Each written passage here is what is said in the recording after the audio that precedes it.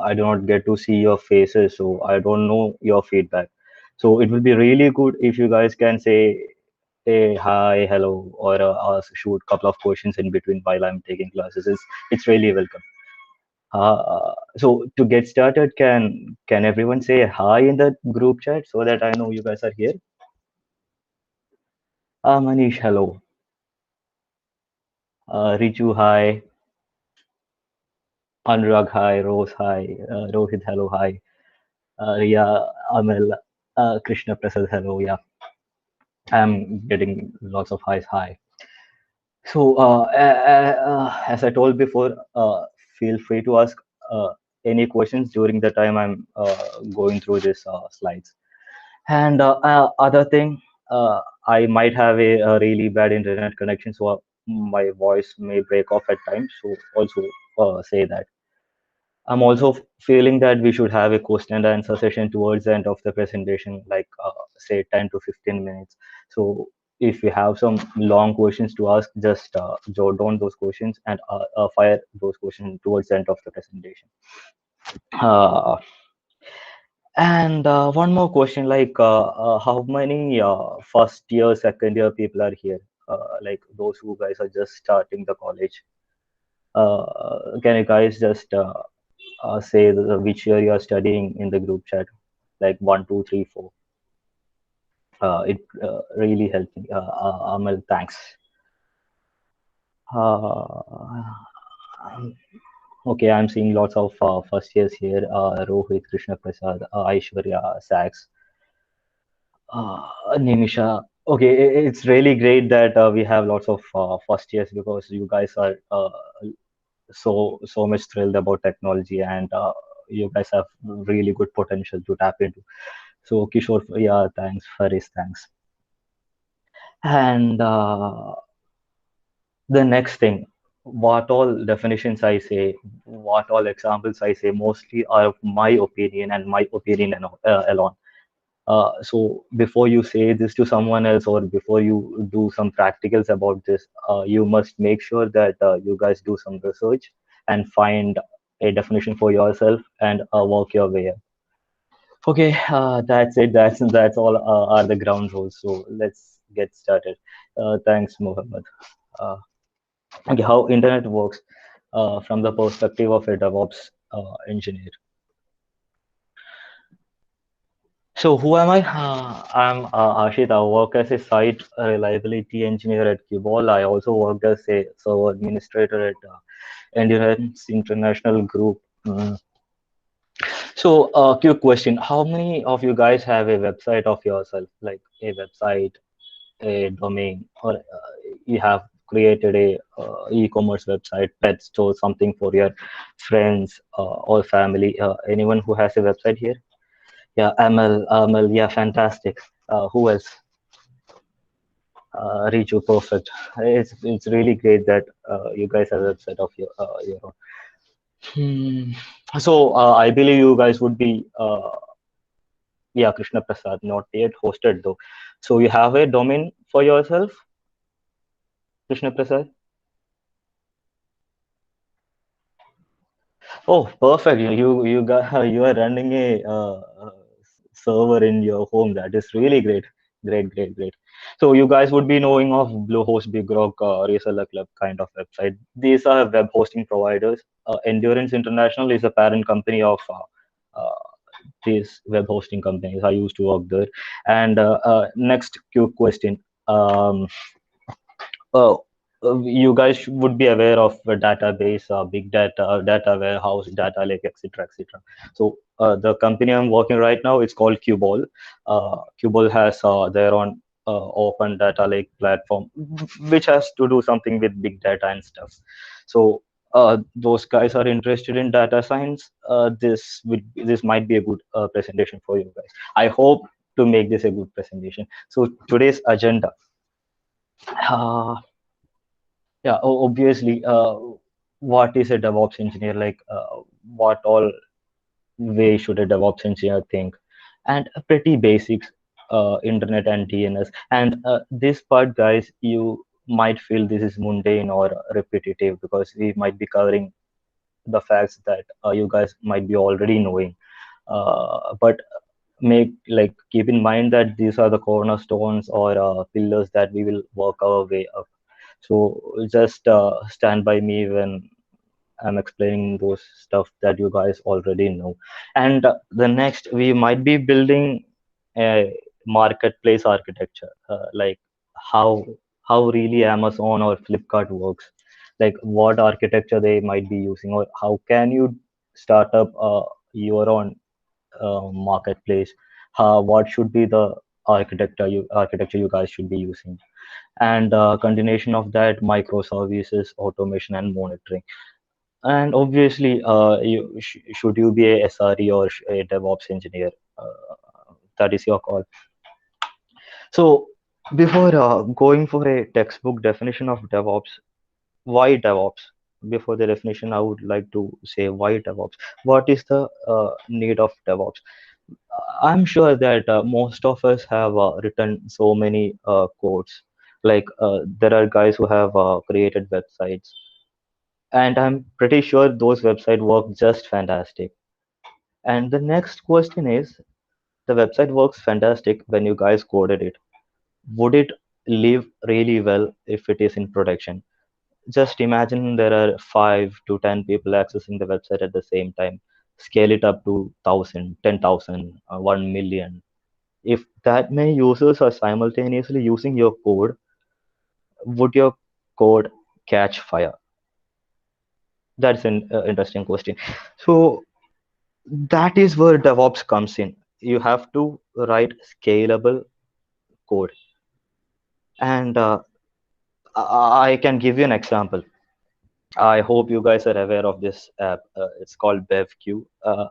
For the least minority who doesn't know what BevQ is, this is an app developed by our Kerala State Beverages Corporation during the time of lockdown. Like instead of people standing in long queues in front of wine shop, this app gives e-tokens.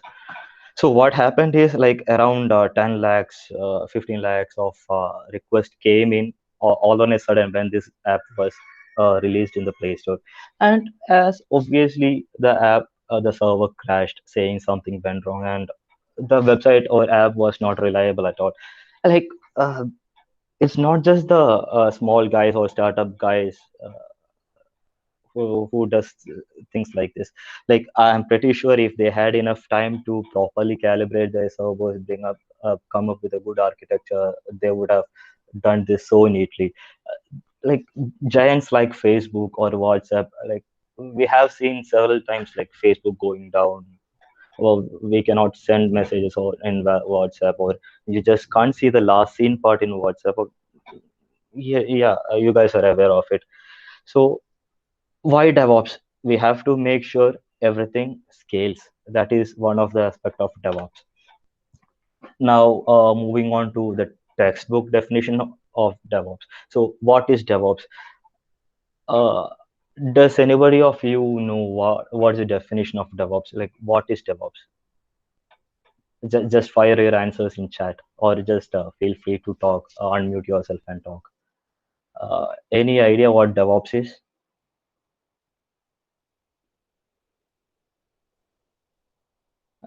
It can be simple explanation. DevOps equal to this and this. Okay, I can answer it myself. It's pretty simple. It's DevOps equal to dev plus op, development plus operations. As I said before, we have a fantastic idea. We develop the code for it. Then finally, we have to put those code into operations part, and that code might not survive there. So we will have to write the code which scales up brilliantly. It should accept these many requests simultaneously from customers. So DevOps basically is a mix of development and operations. Moreover, it is a IT mindset for collaboration, automation, communication, monitoring, and everything. It's a big picture view, like how enterprise like a Flipkart, Amazon, or a web hosting company, everything they have to scale really good.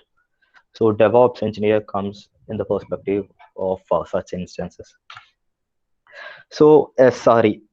SRE stands for Site Reliability Engineer. SRE equal to DevOps. Yeah, at times most of the companies use the terms SRE and DevOps interchangeably. So SRE most times can be said DevOps. So what is reliability? Mm, The dictionary definition goes here: the quality of being trustworthy or of performing consistently well. Mm, Yeah, I'm just reiterating the points I was saying. A website has to be reliable no matter what, how many visitors come into the website.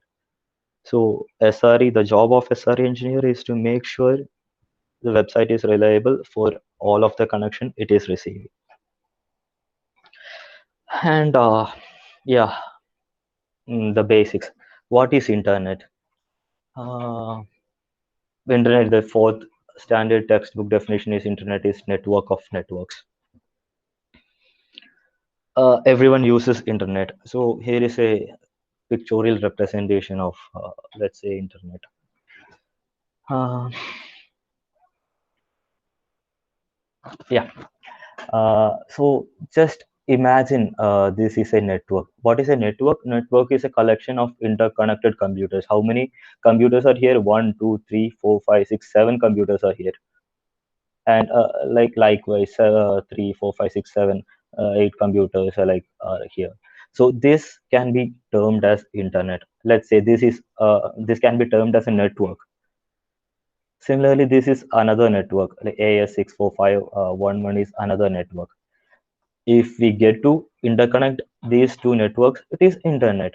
Yeah, it's a collection of different networks. And if this a computer at here has to communicate to a computer at here, this blue and these blue dots, how would they communicate? Like they would send a data packet to the adjacent network, then it bounces to the next network, then to the next, and finally reaching the server. And one interesting thing you can see here, there are multiple routes this packet could have chosen. Like it could have come here, here, here, then finally to here. It could have also came through this. And it is clear as day that this is the easier route. But at times, what if this is not good? Like this is broken or so many connections are going through this and this is so slow. At that time, the router in this network would say, okay, take this route, and it goes through this. So there are many routing algorithms which choose this. So that is with the basics of internet. And what is the address of internet? IP address. As simple as that. Uh, uh, let's say, what is your address? My address would be India, Karnataka, Bangalore, Electronic City. Let's say that's my address. Similarly, every physical machine, be it your mobile phone, or laptop, or iPad, connected connected to the internet, would have an IP address. It would be like xxx.xxx.x.x, like a four set of integers separated. That is clear. So the next question is, what is a domain name? Google.com is a domain name, yeah. And once we type in Google.com in a web browser, what happens? Our computer has to communicate with the server where Google.com is hosted. The first step of that is to identify the IP address of that machine, that server. And here it is given Google.com has the IP address 172.217.167.142. How does our browser or computer associate the domain name with the IP address?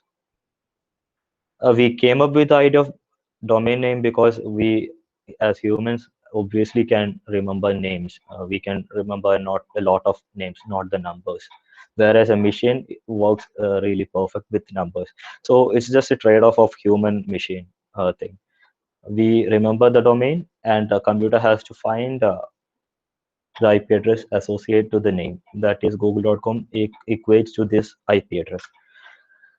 Once we know the IP address, it is fairly simple. Your PC, uh, you type in google.com, your browser knows, okay, google.com belongs to 172 IP address.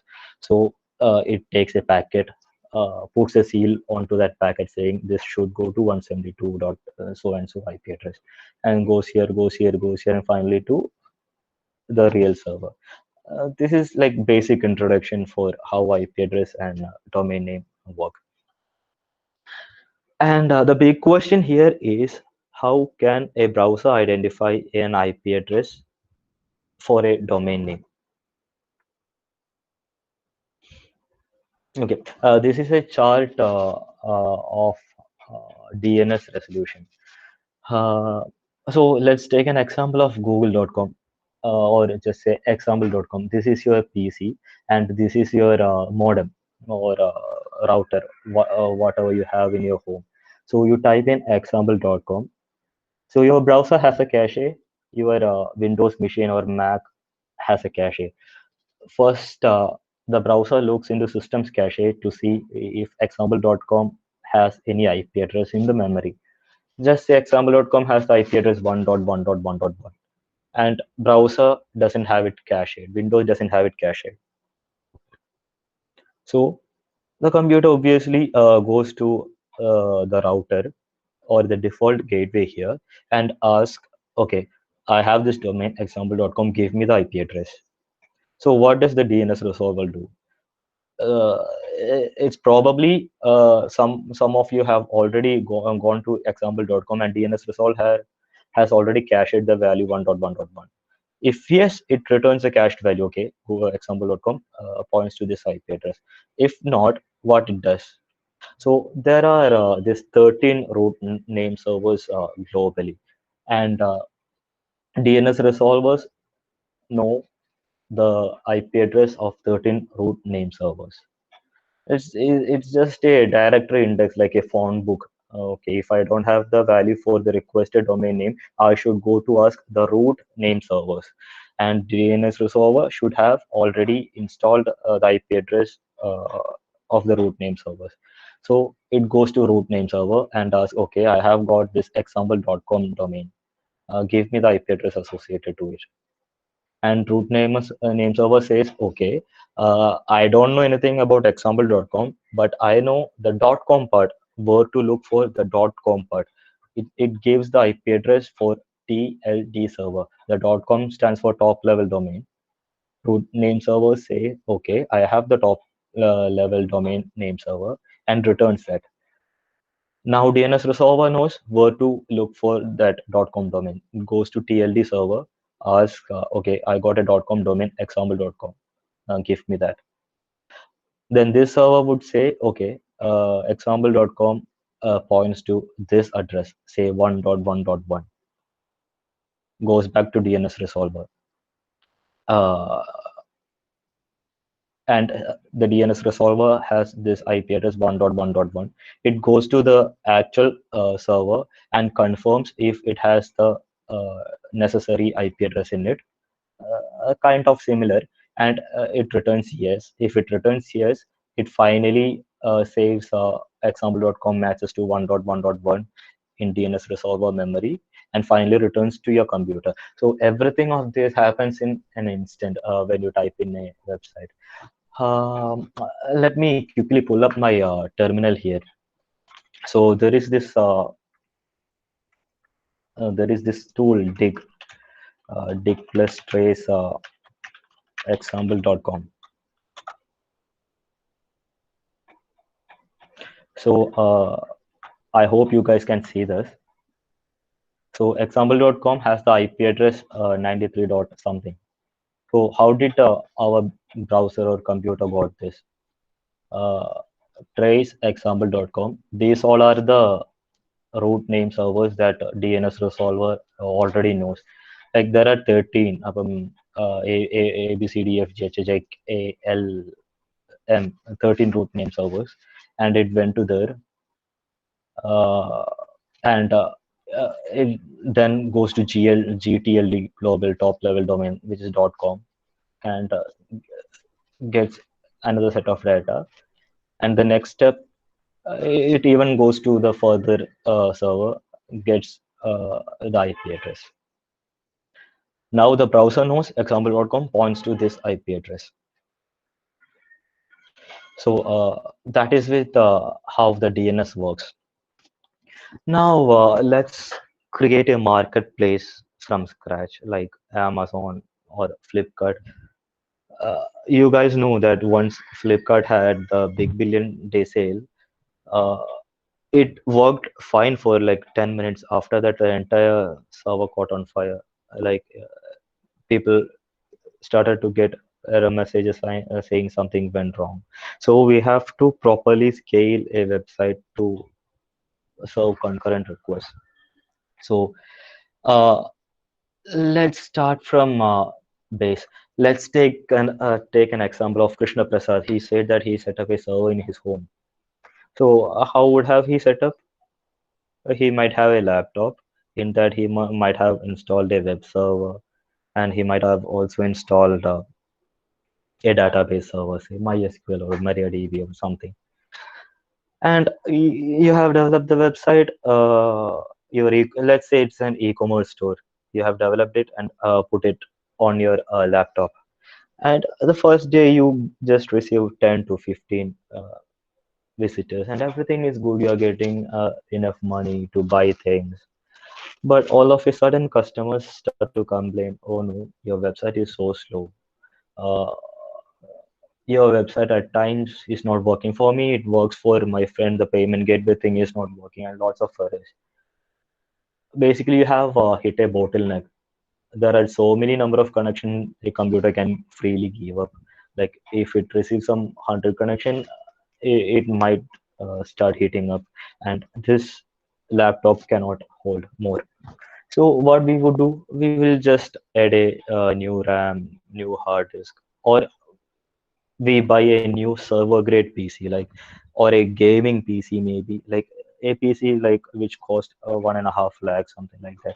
Let's say we bought a server grade PC. So this is a server grade PC. It has 8 times more RAM than the laptop had, like 48 core CPU, SSDs, everything running in RAIDs, and your business is again flourishing. You are getting lots and lots and lots of traffic. From 100 visitors per hour, you are reaching 10,000 visitors per hour. And again, the cycle continues. Customers starts to face issues. So what would you do? You would start up with the concept of decoupling. So what is a decoupling? In the previous case, we had this Apache web server and the database server as two applications running within the same server. We just decoupled those services. We have bought two server grade PCs. In one PC, we have installed Apache, the web server. The next PC, we have installed the database server, MySQL. So you have two PCs doing the job of one PC. You decouple those services and split it up apart. So now you can accept almost 20,000 connections per hour. And again, you're flourishing, your business is growing day by day. And what is the next path you should do? You already increased the RAM. You already bought a new machine and decouple the services. You can no longer decouple Apache web server like 2, 3 machines, because it is one service. So let's take a step back and analyze what have we done so far. We have perfectly scaled a system. Initially, when the laptop was no longer working for 1,000 visitors, what did we do? We did a vertical scaling concept. We bought a server grade PC which has more RAM and more CPU, and there is a limit for everything. Like we cannot get a 100 TB RAM machine. Like it is possible, not plausible. So what did we do? We did a concept of decoupling. We took two services running within a machine, split it up across two machines. We also did horizontal scaling. I hope that is clear. And finally, you have grown like Amazon or Flipkart. You have lakhs and lakhs of visitors requests per hour, per minute, per second. So you'll have to come up with a complete different architecture, a concept of orchestration, how to handle, like how would an orchestra handle different equipments like mm, piano, drums, bass, everything. Just like that, you have to come up with an architecture. So this is really minimal and basic architecture that you guys can use. So this is Apache. There is a typo here. So we are running 6 instances of Apache Web Server, 6 instances of Apache Web Server. And also we have that database thing going on here, that MySQL. And another difference you will note here is it's a cloud disk. So what is a cloud disk? A cloud disk can be anything like S3 or uh, just a PC itself, like running hundreds of hard disk, running in RAID, uh, uh, a SAN or anything. Just imagine a hard disk here. So there are some new candidates here like Nginx, Redis, load balancer, etc. So let's start from here. Load balancer. What is a load balancer? Hmm, load balancer, as the name suggests, it balances the load.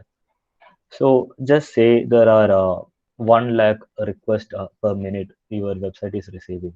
So instead of Apache handling everything, the every request is handled by a load balancer.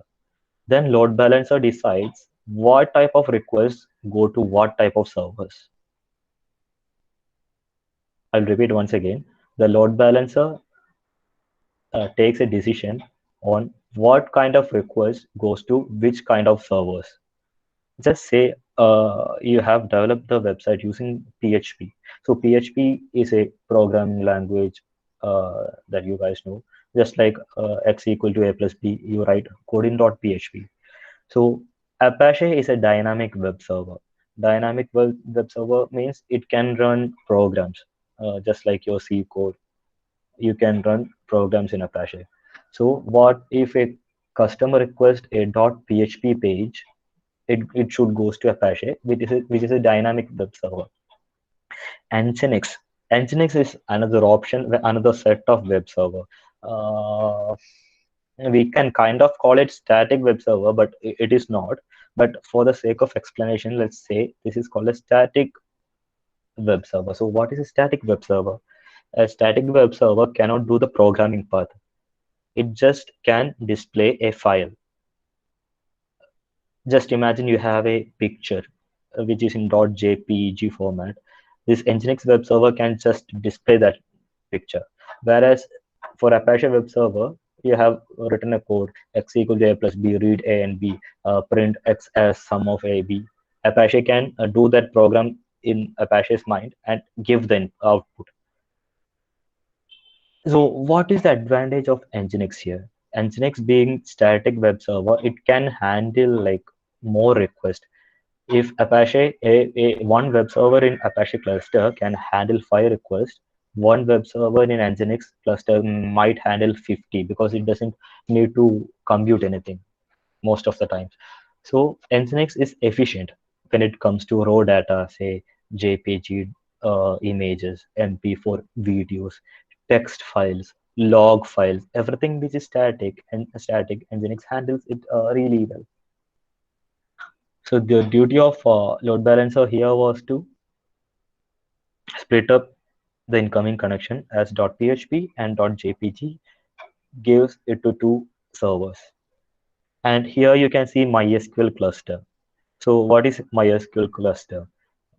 Instead of having one MySQL server, we have 4 MySQL servers.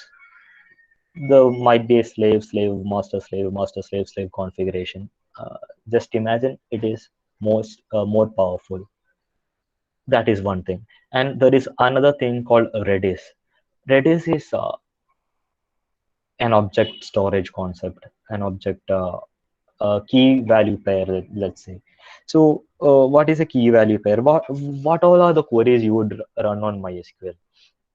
Hmm, just imagine you will have to sort every products in your website and display from A to Z.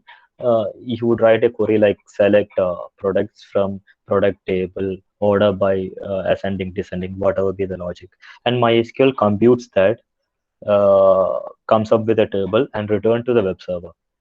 Whereas what Redis does is it just gives an answer. It's like key value pair. What is the cheapest product in your website?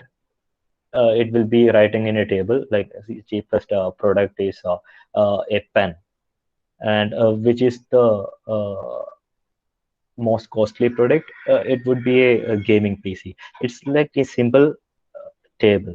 So the takeaway here is Redis is so much faster than MySQL. So what Apache does here is it gets a request, and the request is to fetch the price of a gaming PC. So Apache first goes to Redis and asks, okay, so this is a product. This is a gaming PC from Intel. Do you know the price? And Redis would say, yeah, I know the price. This is the price. If that is the case, simple. Uh, the data just reached Apache. But Redis might not have it cached. So what happens is Redis would say, no, I don't have the data. It goes to MySQL and it runs a query.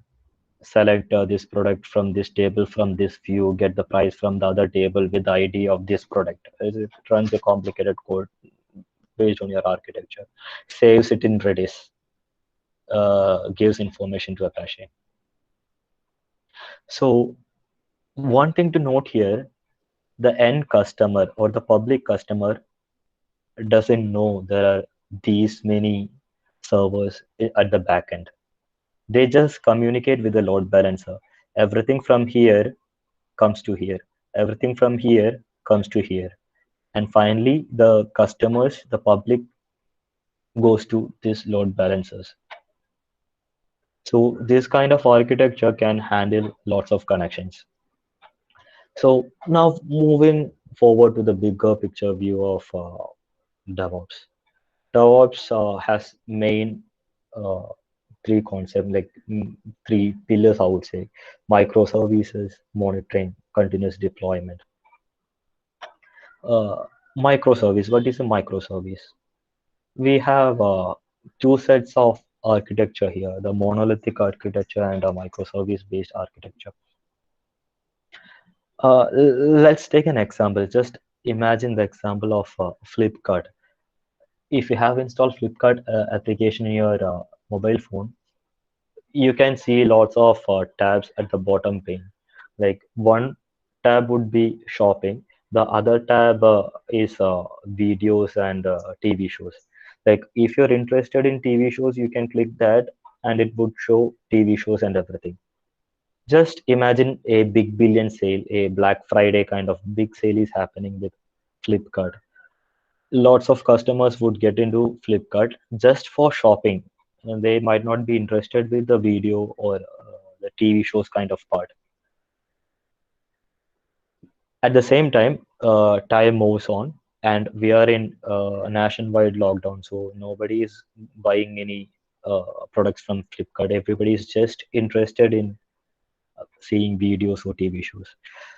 So just imagine this is a microservice which hosted the shopping concept, and this is a microservice which has the logic for TV shows and everything. So during the nationwide lockdown, what Flipkart would have done is they might have added more and more services just under this microservice. So because more requests are coming here, Whereas a big billion sale happens, more servers would be added under this microservice. They might as well toss up some servers from here to here, because a big billion day they can temporarily post the videos saying the big billion day is happening, go there. So they can take this server, keep it here. And another good thing about this is, even if one service goes down, the another service stays up. That is another advantage of microservice. Just imagine that lots of people are watching videos, and all of a sudden the load spikes. But there would be customers who would be doing shopping at the same time. Even if the videos are not accessible, like it is showing something went wrong kind of error, the shopping part would go just perfect. Whereas in monolithic architecture, it's everything in one code base. So the first rule of scaling is that you have to split up everything, go towards a microservice. So this is a, really good example. So this guy Tom Scott, he's a British YouTuber. He has this fantastic video. The title of the video is, this video has these many views, 13 lakh, 13 million views, and the views are same. So what is this? Because this guy uh, has written a API call which goes to the view counting microservice of YouTube, fetches that, and updates the title every now and then. This is fantastic. You guys should go and see his videos, Tom Scott. And another thing is monitoring. So you have to make sure no customers are facing any issues, no customers are getting any errors. So just imagine this is the same architecture we used before. They have introduced a new server. This is called Kafka. This is a log collecting server. So every services collects log and places it here. The Apache Web Server, load balancer, everything. What would the logs have if there is an error, 500 internal error, or customer was not served? Every error would be returned to this server. And let's say this is a monitoring tool, Prometheus, Grafana. There are lots of monitoring tools. This monitoring tool just checks the Kafka logs and identify any issues. So monitoring, another key pillar. So continuous deployment. The first rule of DevOps Club is to continuously deploy into production. uh, just imagine you'll have to write a new code, or you have to basically upgrade an application in your web server. You'll have to do that while people are accessing your website. You shouldn't display code, we are upgrading software, please come visit again. You shouldn't be doing so. So DevOps fills in there. So what can you do? Just imagine the previous example we have taken, the big billion sale. The sale comes, you have to increase the cache time for a product. Previously, this product would be cached only 30 minutes. This has to cache for 60 minutes. Like any changes you have to do, what would you do? This is called a central repository of code. Let's say it is a GitHub or something like that. So there is another service called Ansible. This is a service which takes a configuration file or a configuration record from a repository and goes to a cluster. This is an Nginx cluster which has 4 web servers, logs into each server and updates the configuration file, nginx.conf, to the next server and finally to this server. And we can write code in this Ansible server saying, okay, select Apache cluster, update Apache pod to 8080. Then this would go to Apache, individually logs into 6 web servers, update the configuration. So this change is seamless. Customer, like you are browsing Flipkart, you might be using one version of web server, say 2.1. By the time you are shipping out, you are checking out, the Apache web server might have been upgraded and version is 2.3. It is so seamless that you didn't even notice. So that is continuous deployment. So moving towards the career part, should I pursue this? Yeah, should you be a DevOps engineer? If yes, what you have to look out for? Uh, yeah, learn Linux. Period. You have to thorough with concepts of Linux, Unix. Like everything is Linux based. Even Windows has started the Unix subsystem concept for Windows. So everything is Linux. You'll have to do the Linux learning part. You should dive in deeper. Check out system design. Whatever we have done so far is system design. We have designed a system. We have designed an infrastructure that would hold up lakhs of connections per minute. So if you're interested, what you have to do is just how WhatsApp works. Just search for it. WhatsApp system design, Netflix system design. I bet it is really interesting how this guy comes up with brilliant solutions to handle this much traffic. And rabbit hole. Whatever we have done, we started from the basics of DNS. We started with one laptop. We progressed of having two web servers. We progressed the way up to finally having clusters. Just like that, the entire concept of Linux or learning is a rabbit hole.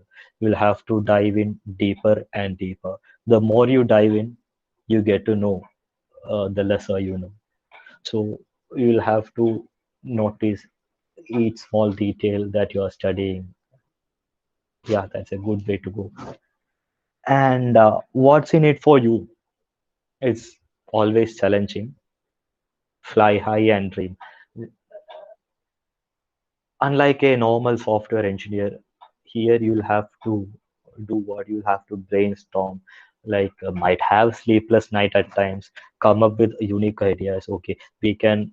This is like playing a maze or building up a Lego block. You have to bring up with your own architecture, your ideas, how this code can be written, how this architecture can be fine-tuned, what changes have to be done on your code so that it performs really well. So possibilities are infinite, and obviously the money part. I'm being as open as possible here. It pays really well. Just search for site reliability engineer or DevOps engineer salary. Uh, for a fresher, these guys are giving very high salary. And let me be frank here. Uh, you might not be able to land a DevOps or SRE job at first. If you can learn, definitely perfect. You can land on it, or else you'll have to work your way up from so administrator or something like that. But once you are there, this that's a really position, good position to be. So questions, guys. Do you have any questions on what all discussion we had? Any questions here? If you have any questions, just unmute yourself, fire away, or just ask your questions in chat. Anything is fine.